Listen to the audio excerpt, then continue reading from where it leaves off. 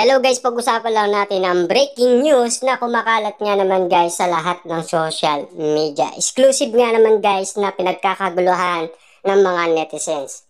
Ian Veneracion, pumiyok kina Maris Racal, Anthony Juniz. Kita nyo naman guys, no? Talagang kitang-kita naman natin na iba na ang mga resultang kumakalat ngayon sa social media. Na alam naman natin guys, no?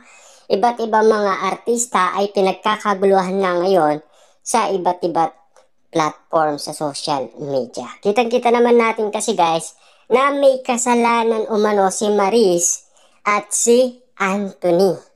Kasi alam naman natin guys na nakapag-post nga naman itong ex-girlfriend ni Anthony. Diba? Kaya nga naman guys, itong si Ian ay may sinasabi na nagbigay ng reaction si Ian sa cheating issue ni na Maris at Anthony.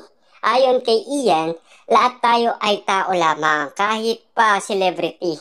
Siyempre guys, ito ay interview ni MJ. At sabi pa nga dito guys, patuloy na ang aktor regardless of how viral of whatever the celebrity status is, we are all human things. Kami-kami lang naman ang nagsusupport from each other.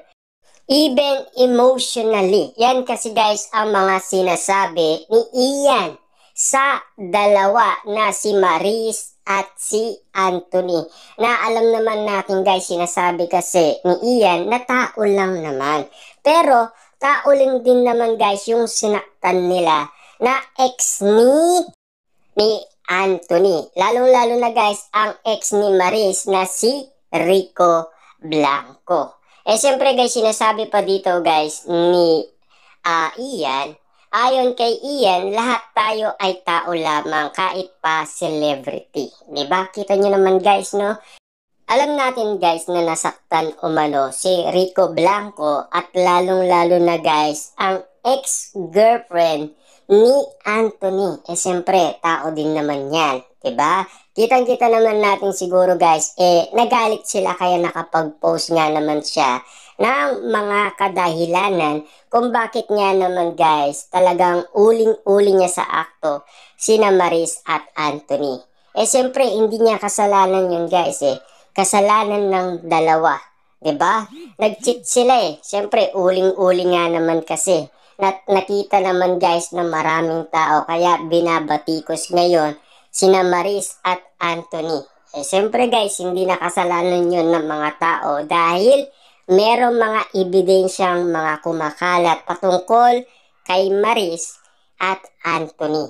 At kitang-kita naman natin guys na sinasabi ni Boy Abunda, nagbura daw sila ng mga message nila sa isa't isa. Siyempre guys, ayon pa sa balita, pinahayag pa niya na lilipas din ang issue na kinakaarap ni na Maris at Anthony. Just chill. Ikaw ba naalala mo kung sinong nag-viral 3 weeks ago?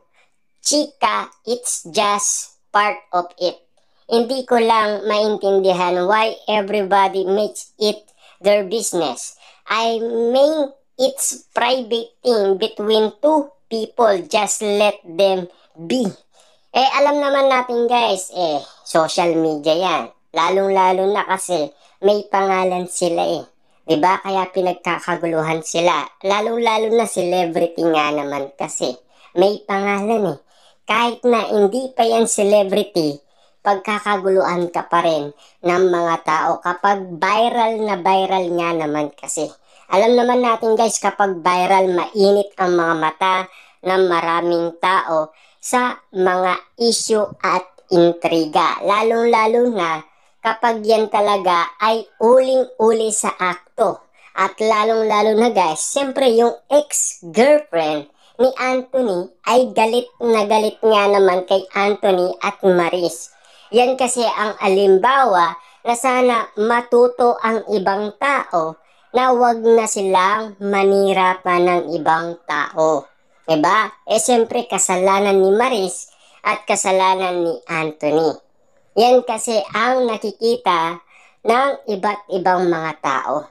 Iba't iba man ang mga reaksyon nila Kaya nga naman guys sila nagagalit at binabatikos ang dalawa dahil merong pinakita na ikagalit nila. Alam naman natin yan guys hindi na natin maitatago yan kasi nandyan na yan Diba?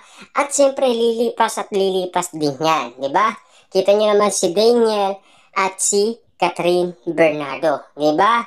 Pero hanggang ngayon guys, malakas pa rin si Daniel Padilla sa mga fans niya at sa mga solid fans niya, di ba? Kita niyo naman guys, hindi palaos si Daniel Padilla dahil pinatunayan niya yan dahil alam naman natin, nakita natin na sinuportaan pa rin siya ng maraming tao. At si Maris at si Anthony, lilipas din naman yan guys, tama naman talaga si Ian. Kasi alam naman natin na lahat ng bagay ay lilipas din. Natatapos din lang naman. Kaso nga lang kasi, si Maris kasi guys, talagang nung siya ay nagsalita, mukhang siya pa yung pabiktim. 'Di ba?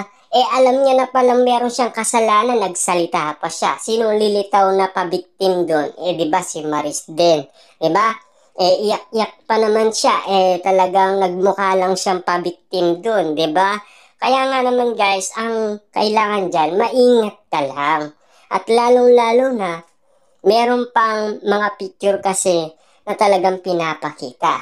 Dapat, kapag artista ka, maingat ka. Diba?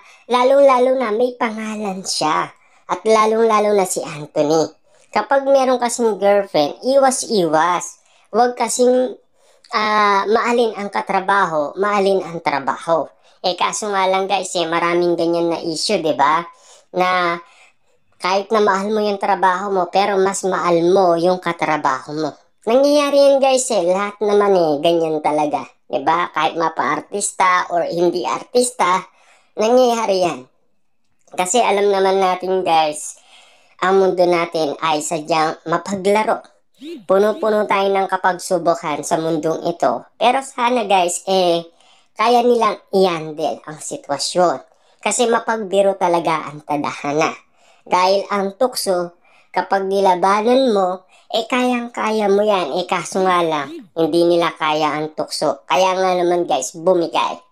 Kaya nga naman itong mga ganitong tawag na cheater, talagang kumakalat yan. Double cheater nga naman kasi guys ang nangyari sa kanila.